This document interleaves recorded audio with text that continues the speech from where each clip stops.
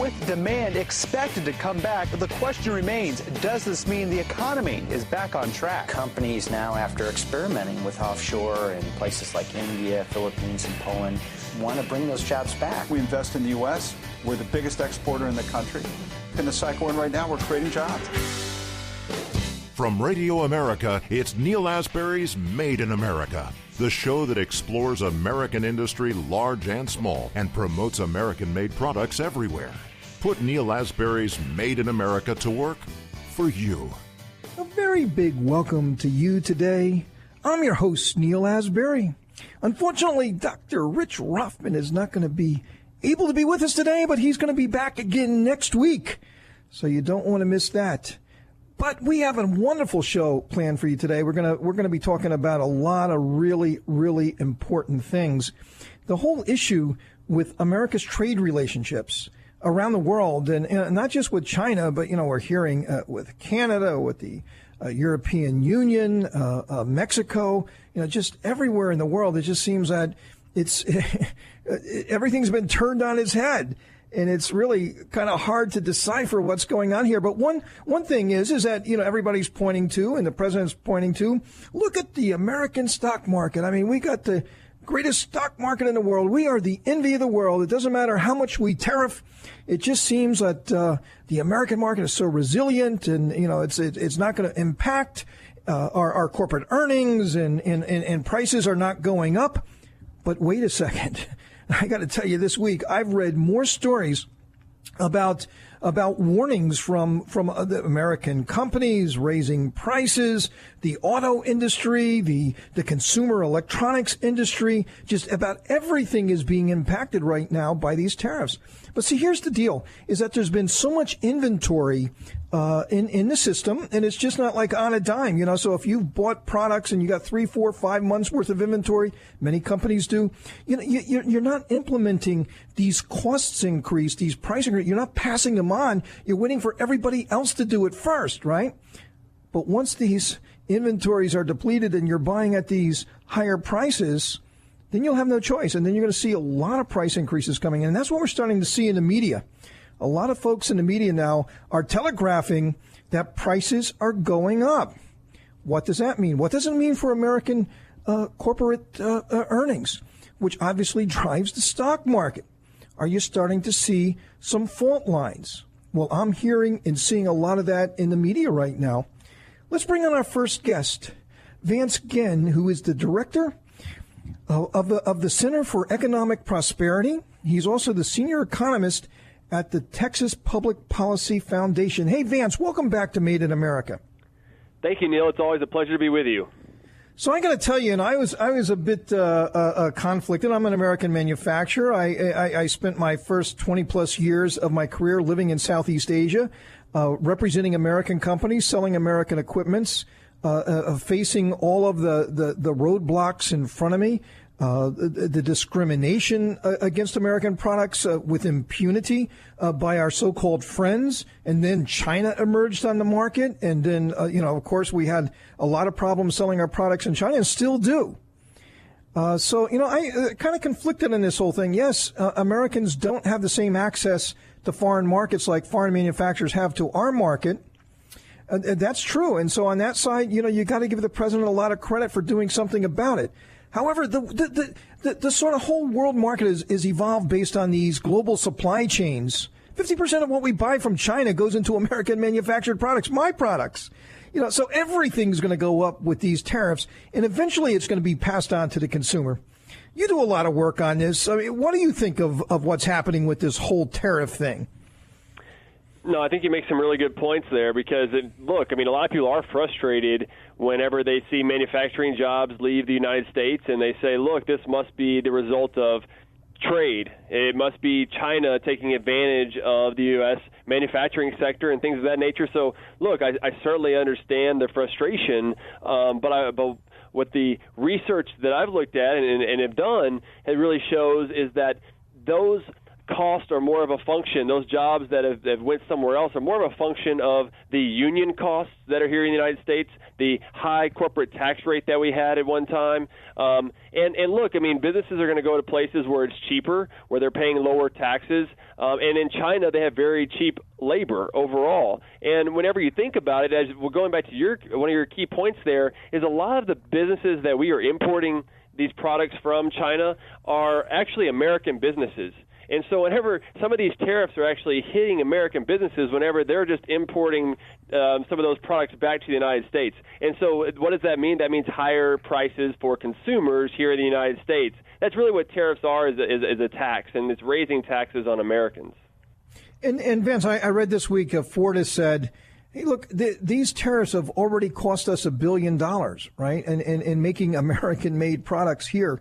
And a lot of the European cars or Japanese cars that you see or Korean cars that you see are actually made in the United States. But there are global supply chains, and a lot of components and parts are coming from overseas. Likewise, we build a lot of things in this country that is being shipped to China to go into their automobiles. So you just can't shut off the global supply chain like on a whim. And I feel that's what we've done. There's not been a lot of foresight into this.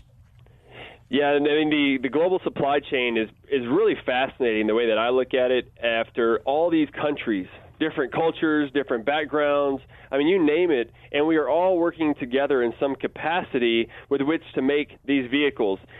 You'll probably remember the iPencil story that was told back in the day, and really what it talks about is no one person knows how to make a pencil. Produce a pencil. You have the oil that goes into the paint. You have the lead. You have all these different components that go into just that one simple pencil. Now imagine all the many parts that are in one cell phone or one car, and those are coming from many places across the globe. It's really quite fascinating. It goes back to what Adam Smith talked about when you have this division of labor, specialization, and even David Ricardo. Whoever has the competitive and comparative advantage, that's where who should produce these products, and that's where you get the best products and at lower prices in the process. And by putting tariffs in place and not expanding freer trade, we are doing a disservice to Americans.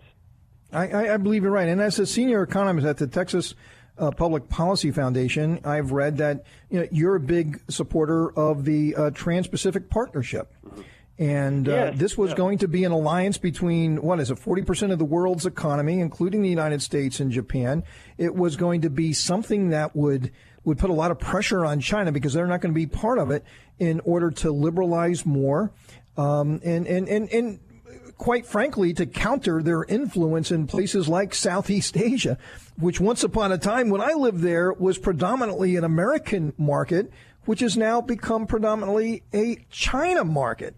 So it's kind of flipped, over to the Chinese. And here we are sitting on our hands in the United States, not really competing or doing anything about it. We're letting China have its own free trade agreement with Southeast Asia. And, we tossed it to the waste can. I mean, absolutely insane. So President Trump says, we want to have not multilateral, but bilateral sort of relationships and agreements. And so, therefore, something happened this past week, which was quite incredible to me. Prime Minister Abe from Japan said that they're willing to enter into a trade negotiation, a free trade negotiation with the United States on a one-on-one basis. Previously, he said they weren't going to do that. It was only going to be part of the Trans-Pacific Partnership. What do you think about that? Yeah, so I do think that the Trans-Pacific Partnership has a lot of good things about it. Now, what maybe under the Obama administration, that's who negotiated among these 12 countries. And as you said, that's 40% of the global economic output. So it's just a massive amount of economic activity that's happened among these countries like Japan, like Australia, like Canada, like the United States, and so forth.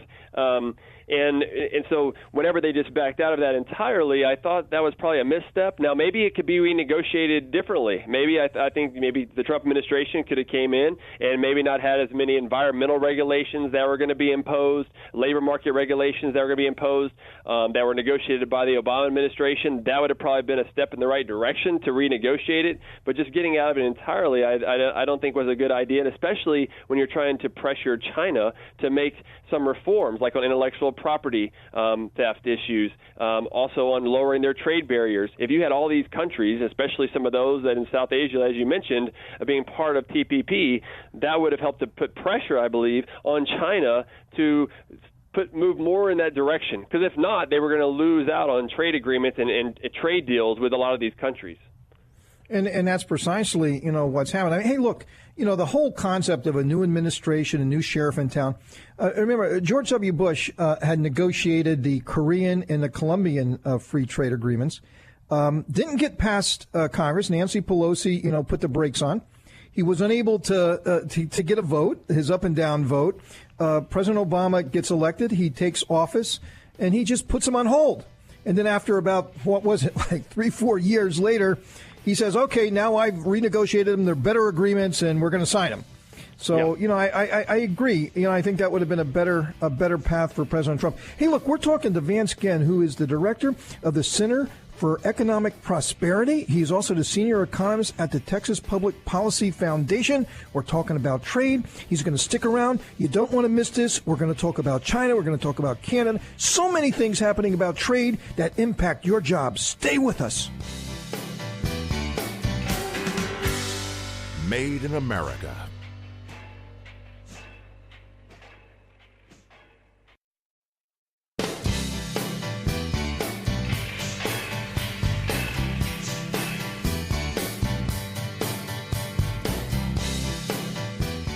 Welcome to Made in America. I'm your host, Neal Asbury, and we're together with right now Vance Ginn, who is the director of the Center for Economic Prosperity. He's also the senior economist at the Texas Public Policy Foundation, and we're having a very passionate discussion about trade, which really impacts your jobs in more ways than we can both imagine. So, Vance, let's move on now to let's move to Canada. A lot of talk about Canada right now, and of course, President Trump has negotiated a deal with Mexico, and he's basically said, "Hey, look, we don't like the negotiators." He's taking this pretty personal. We don't like the Canadian negotiators. They're just not giving in. And hey, look, we're just going to go it alone. If they're not going to be part of this, so what? This will be the U.S.-Mexico trade agreement, and we'll just get rid of NAFTA altogether. What do you think about that? Yeah, well, I really think that we need to have Canada involved. I do. There seem to be some positives with this U.S.-Mexico deal. I am a little bit concerned about some of the auto sector deals that were cut, such as having where 40 to 45% of the auto sector, the workers have to have a $16 minimum wage among those in the United States and Mexico, which really doesn't influence U.S. very much, but it does influence Mexico quite a bit, as their wages are much lower than that. In addition, this parts of origin, which says that wherever the parts for those vehicles, it was 62.5%. Now 75% of that vehicle must be produced in either the U.S. or Mexico, and so part of those things would increase costs to consumers. So we're going to pay higher prices for our vehicles, and we've started to see some of that already. One of the things that you had mentioned earlier was that these contracts that are already in place, it takes some time to really start to feel that higher cost, but those are starting to be priced in now. And so if we don't include Canada in the trade agreement, I think that would be a high cost, as we do a lot of business with Canada. In fact, Canada is our number 2 trading partner next to China. Ahead of China. A country of what, 20 plus, 30 million people, I don't know, population, somewhere in there, doing more business with the United States, buying more American products than China with 1.5 billion people. A very important relationship. And by the way, for Canada, 75% of its exports go to the United States. Talk about customer concentration. I mean, for Canada, this is tremendous. And then President Trump saying, "Hey, look, we're bringing forward. We're going to bring this idea back that we're going to put a 25% tariff on your cars." I mean, that would be absolutely devastating to Canada. I mean, is Prime Minister Trudeau? Is he playing with fire here? It sure seems like it. Last year we exported about $282 billion worth of products to Canada, and we imported about $300 billion. So it's around about an $18 billion trade deficit we have with them. But if you look at it, the way I like to look at it is not about deficits, but the overall amount of trade that you do. That's $582 billion worth of products that goes in between Canada and the United States. It's just and a lot of what we import from Canada is raw materials that goes into our products. Yep. And energy, by the way, and energy that we import from Canada. So it's not all merchandise. That's right. Yeah, and so it just raises the prices that consumers pay in the process. If you don't have a free trade agreement, that lowers tariffs overall. Hey, look, Canada's got to be involved. I mean, they're good people. I mean, we can't do that. And let's move on to China. I mean, this thing with China. I mean, at the United Nations, and it's just what's happened with the military and the sanctions on the Chinese military. I mean, this thing just keeps escalating here. And everybody, and myself, is like looking for that glimmer of hope. I mean, when are they going to start talking again? When is Larry Kudlow going to say, "Hey, look, there's some good productive things going on here"? I mean, none of that is in the media right now. I mean, it's just like cold. Yes. Yeah, it really is. You see a little bit of glimpse here and there, but overall, not much. And I don't know what's going to turn that now. Are the Chinese? And by the way, President Xi, I mean, he's very, very, very popular in China. And by the way, President Trump at the United Nations. We got to all be looking at our sovereignty, and we all believe in patriotism and all that. But let me tell you, the Chinese also believe in patriotism, and if they feel that their president's getting pushed around by the United States, they're going to support him. And, I don't know if President Trump is doing himself any favors, but by trying to diminish President Xi and put him into a corner, his country is going to rally behind him. It's absolutely true. Yeah. No, I think that's right. And, they had some good talks early on, but like you said, I mean, that's kind of went to the wayside now. Hopefully those will start again soon. Yeah, I mean, we're really waiting for that. And in just a few moments that we got left, hey, the European Union, can't leave them out. And there's some indication that maybe we're starting to negotiate a free trade agreement with the European Union. That would be very powerful. Yeah, so there's this TTIP, which has been around for a while in this trade discussion amongst the European Union. And, a lot of the things that have been discussed were actually already negotiated beforehand. But they said, let's renegotiate some of these things. It looks like the agreement may end up being very similar to what was done before. But I'm hopeful that will also happen pretty quickly. Hey, we've been talking to Vance, again, a very, very knowledgeable person on the whole issue of trade in the economy, the director of the Center for Economic Prosperity, also the senior economist at the Texas Public Policy Foundation. Vance, thanks for coming back on the show. Thank you, Neal. It's always a pleasure to be with you. Coming up, we have John Miltimore, who's the managing editor of FAE.org. That's the Foundation of Economic Education. And he's going to explain why the minimum wage should be zero. That's right, zero. And it's actually good for your jobs. It is not bad. Made in America.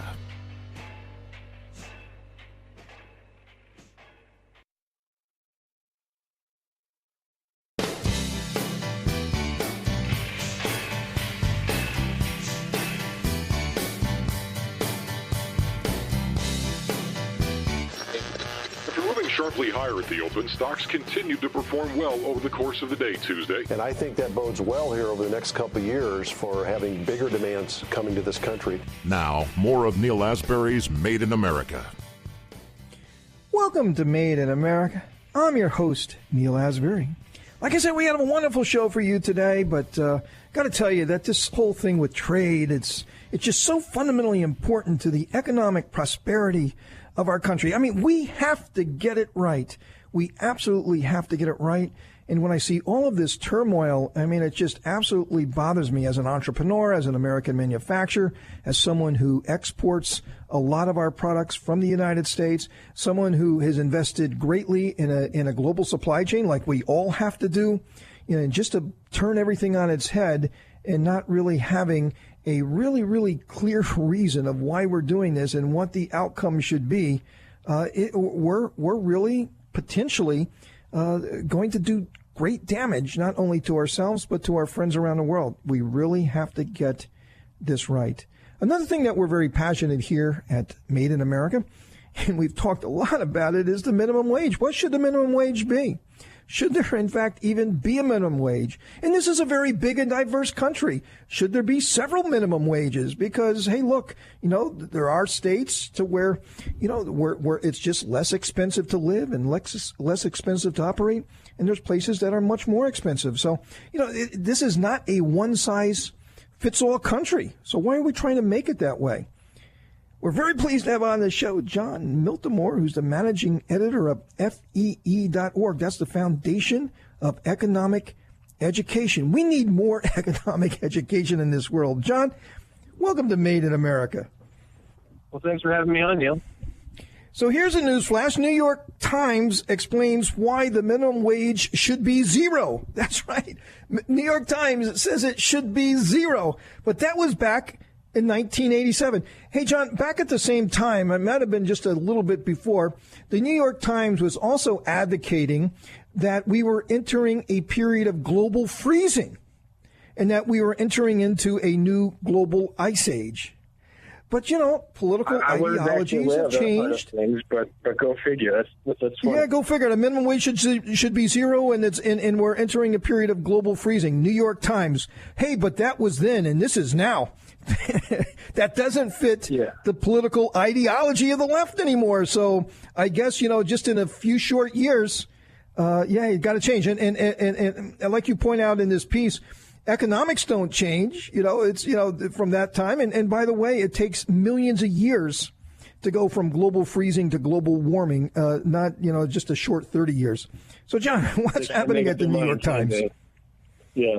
It's interesting. With the article in the New York Times, I think what you see is the minimum wage is quite popular with people, and economists feel much differently about it. And that's right. And so, the New York Times is essentially writing for its constituents? Yeah, I think so. I mean, if you look, and, I got to give the Times some credit. Just a few years ago, they featured an article from Christina Romer, who was President Obama's chair for the Council of Economic Advisors, and she explained in there, the harms of the minimum wage as well. And she points out that, this idea is really popular with people, but economists, see it differently, not because economists hate the poor, but because, quite the opposite. They see all the harms it does to poor workers, to workers with the least skills. So, John, hey, look, we all want people to make more money, and, we know that the working poor, that they need they just need something to lift themselves up. I mean, they need to make more money. I mean, everybody needs to make more money, but certainly the working poor, there's a lot of misery, there's a lot of poverty. So why not have a minimum wage? And why don't we just make a minimum wage to where there are no more poor?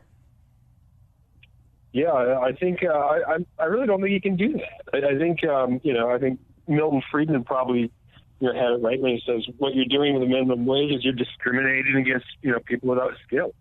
And if you want to see the real harms, I mean, historically the minimum wage in the U.S. they've been relatively small.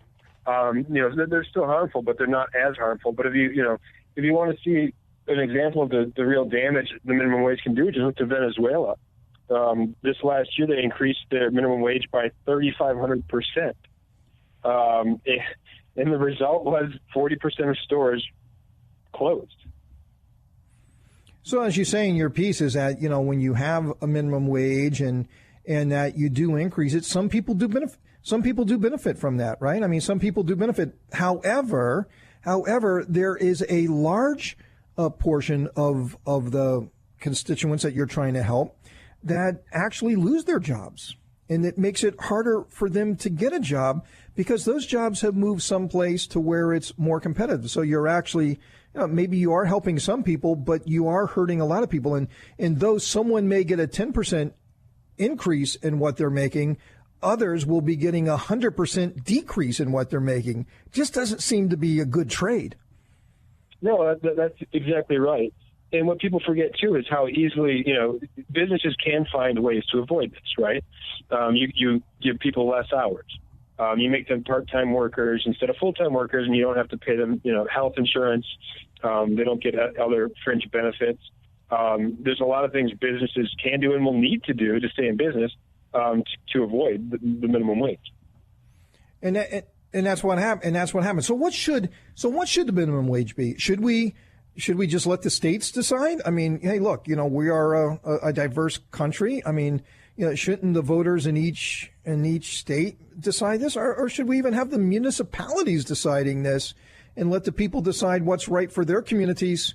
Should there be a federal law that says there are no minimum wages, or should be a federal law that says the minimum wage should be $15? I mean, what is the solution? I think, as somebody who believes in federalism, I don't, if New York wants to pass a minimum wage law, that's up to them. If Seattle wants to pass a minimum wage law, they can too. I don't think a federal minimum wage is either constitutional or it doesn't really make sense. It's not helpful at all. But I have no problem if other cities and states want to experiment with their minimum wage laws, they can. I think they'll probably learn, hopefully learn that these things do more harm than good. Hey, John, thanks for being on the show. We've been listening to John Miltimore, who's the managing editor of FEE.org, the Foundation for you Economic can just call us Education. FEE. That's kind of our acronym. Just call us FEE. FEE.org. That's right. And we need, as I said, more economic education in our country, definitely. And the minimum wage is something that I know it's very emotional, but we gotta strip those emotions away and see what actually really happens and who you're helping and who you're hurting. John, thanks for coming on the show. I really appreciate it, Neal. Thanks a lot. Coming up, we have Jim Kennedy from the Kennedy Institute for Public Policy Research going to talk about President Trump at the UN and what is the Trump Doctrine. You don't want to miss this. Made in America.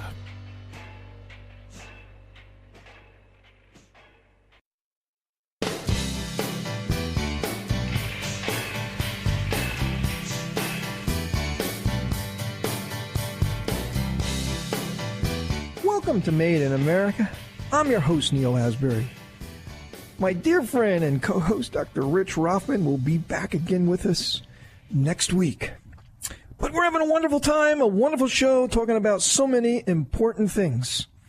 And coming up right now is something that's also so big. And, this week, President Trump was at the United Nations, and, what is the Trump Doctrine, and what does that mean? And we talked earlier about tariffs and the age of tariffs, and are we entering into an age of protectionism? And what does that mean about global supply chains? And what does it mean for what the consumer pays for its day-to-day necessities? I mean, there's just so much at stake as we talk about what's going on around us. I mean, this is just absolutely phenomenal.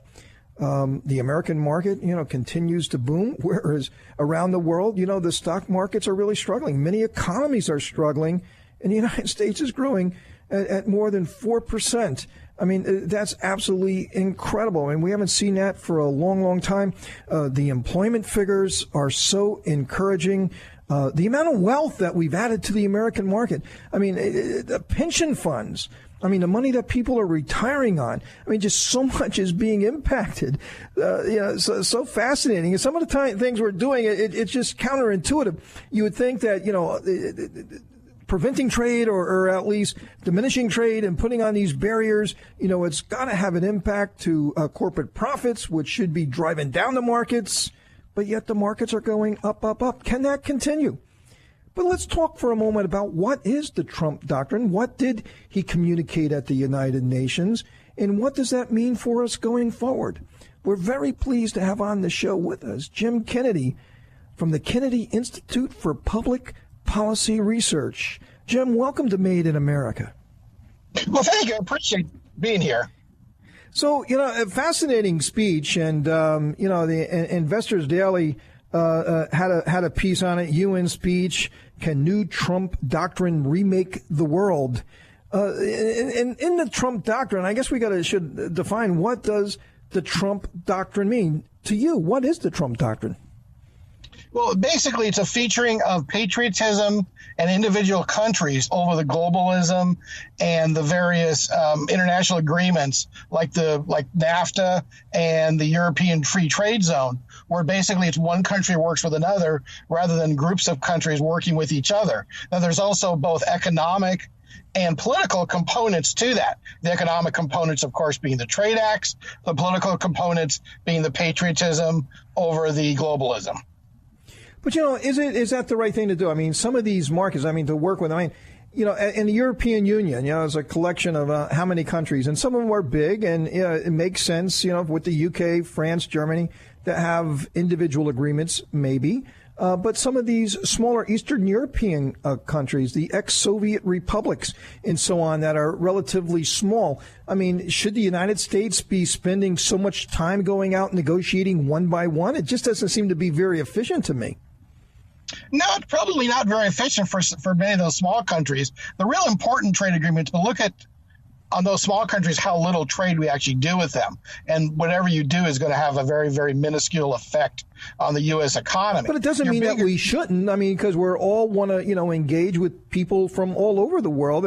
Lithuania, Estonia, Croatia. A lot of places where they're very pro-American, very supportive of the United States. We want them to be our friends, and the way to get friends is to trade and to openly trade. It's a great way to create friendships, isn't it? Absolutely. No, trade is the key to basically making all countries successful throughout the world. But you're really going to focus on a trade agreement with the UK or Canada or Mexico or Germany, or China, or Japan, who are our largest trading partners. A deal with probably Croatia and Lithuania is not going to be something that's going to take months and months and rounds. Those will be fairly simple deals to work out because they are pro-American and they understand everybody in the world wants to have a piece of the American marketplace.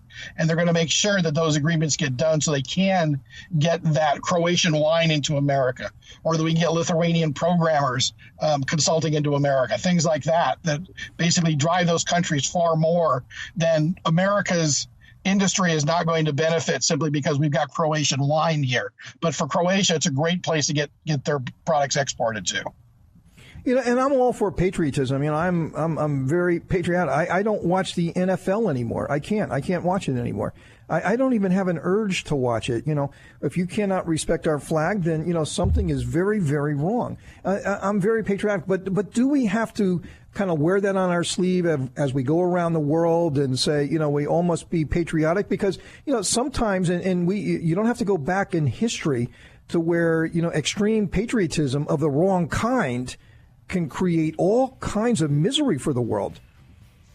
No, absolutely. And that creates problems also because it gives great talking points to your opponents because they like to turn patriotism into nationalism or racism or xenophobia. So you have to be careful a little bit of how he's going to craft that and how he's going to basically get that out there to where it's not just a tool for the left to spin into something that they can turn into political campaign fundraising ads. Hey, Jim, we're going to take a quick break. I want to get your idea on the Trump doctrine and what that means to economics. We're talking to the Jim Kennedy from the Kennedy Institute for Public Policy Research. You don't want to miss this. We're going to be right back. Made in America.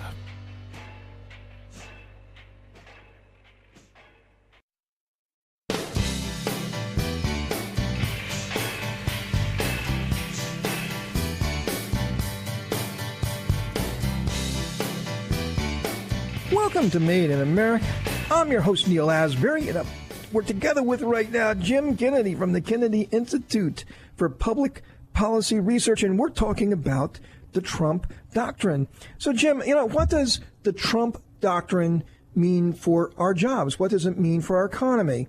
And here's something, the whole thing with tariffs, is that part of the Trump doctrine? And the global supply chains, that has taken literally decades to build and being turned on their heads, and all the components and raw materials and everything that goes into the products that we build right here in America. And we're trying to export those products, so we can create jobs. Our exports, dollar for dollar, creates 5 times more jobs than our imports do. But if we're disrupting global supply chains that will take years to replace, aren't we doing a disservice to our manufacturers? Well, if you get in a situation like that, absolutely. But what the Trump doctrine is about is creating bipartisan trade agreements between single countries rather than global trade unions or like, for example, the NAFTA Free Trade Act that was, North America, meaning Canada and Mexico, an agreement rather than just U.S. and Canada having a deal, U.S. and Mexico. But yes, you don't want to break down those ties and break down those supply chains. What you have to be careful of is, do you really want to go to a global trade war? Or do you want to go to a trade war with China or with England or with Germany or with Japan over this? And those things have to be very, very carefully done. And that's why Trump hopefully brings in smart people to work out these details and make sure that we don't put a ding on the U.S. economy. I mean, just this week, the economic output was raised to 4.2% in the prior quarter, and that's with all of this overshadowing it. Now, some people have said that is higher this quarter because a lot of people were pushing stuff out the door and across the seas, so that if we do start getting into a trade war, they've already got a lot of product out the door and already in the channel, so that it won't be affected by any potential tariffs. And that's true. I mean, I'm an American manufacturer, and I'm also an importer. I'm also an exporter. And right now, we're living on borrowed time because everybody's living off of their inventories. And maybe they've stocked up a little bit heavier thinking that this was going to occur. And then others are just waiting for the next guy to raise the prices so they can raise the prices. But once these inventories deplete and the lower cost products are sold, then you have to replace it with higher cost products. Those costs will be passed on to the American consumer. And a lot of what we import are raw materials and components that goes into our finished goods. So it's not just our imports of finished goods that have been impacted by this, but just as much so as the raw materials and the components that we import. Steel, aluminum, very basic things that goes into a lot of products. Those costs have gone through the roof. We're seeing that the auto industry right now is saying that they're about to increase prices. Ford saying that they took it on the chin already for $1 billion, and that's going to go somewhere. Let me tell you, it's not going to come out of their profits, or if it does, it will be for a very short period of time. So, Jim, where is this leading us? I mean, what sort of world are we looking at here if we don't get this resolved? Well, in the short term, we'd be looking at higher prices because you're absolutely correct. Firms do not generally eat the costs of those tariffs or any increases unless there is a product that has a great amount of is not fungible and someone is not able to go ahead and easily exchange it. They will generally eat that cost, just like when the cost of oil goes up, generally the firms will eat that for a while before passing it along. And people think that, it's going to get passed along eventually because over the long term, the firms are not going to eat that cost.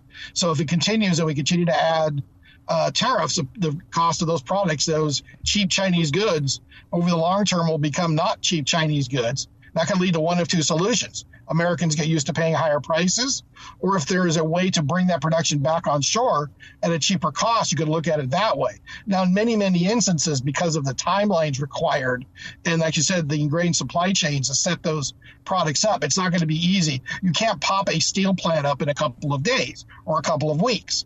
But, the thing that everybody's looking for is certainty. Markets thrive on certainty. You got to know what your costs are. As long as you know what your costs are, you can work that into your selling prices and your margins, and, you can keep everybody happy. Your employees are getting paid. Your lenders and your investors are understanding, what the performance of the company is going to be. You can give projections. You can hit those projections, and everything seems to work. But when you have this uncertainty, this huge cloud over your head, we could wake up, 60 days from now and there are no tariffs. Or we wake up in 60 days and find out that, the tariffs have just been increased by to 25% or maybe 50%. Who knows? It's just this whole thing of uncertainty. We're living on borrowed time right now. It's going to run out, and this market is going to respond, and it's not going to be pretty. We got to figure it out. We got to get certainty into this marketplace. Hey, Jim, thanks for being on the show. We really appreciate it. Unfortunately, though, we're out of time, but we're going to be back again next week for another adventure of Made in America, where we never stop fighting for your jobs.